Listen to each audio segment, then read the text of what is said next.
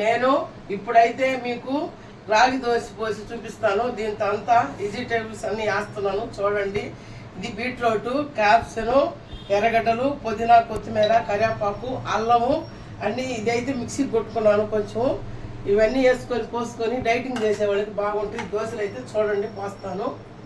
ఇది ఒంటికి బాగుంటాయి తినేదా. ఇప్పుడు ఇందులో కొంచెం సాల్ట్ కూడా యాడ్ చేసుకోవాలా. ఇవన్నీ ఇలా కలిపేసుకొని దోశ పోసి దోశ పైన చల్లుకుంటే బాగుంటాయి.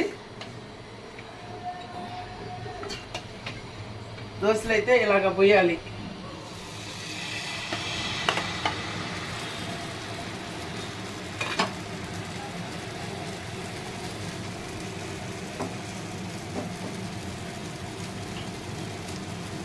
మంట ఎక్కువ పెట్టకుండా లైట్గా పెట్టుకొని కాల్చుకోవాలి.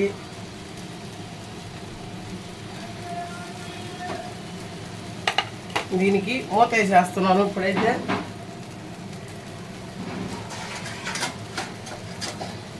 కొంచెము పైన బాగా ఆయిల్ వేసుకోవాలి.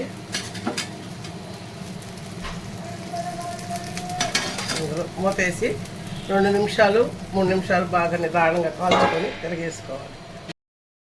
ఇప్పుడైతే కాలిపోయింది, తిరగేస్తున్నాను చూడండి. ఇలాగైతే వచ్చింది. మీరు కూడా ఇలాగే ట్రై చేయండి, బాగా వస్తుంది. తినేదానికి బాగుంటుంది, ఒంటికి మంచిది, చాలా బలము. డైటింగ్ చేసే వాళ్ళకైతే ఇంకా చాలా మంచిది. ఇలా చేసుకోవటం, ఇలా అన్ని ఫ్రూట్స్ వేసుకొని తింటే బాగుంటుంది. ఇప్పుడైతే మా మనవడు పుట్టినరోజుకి పాయసం చేశాను, పులిహోర చేశాను.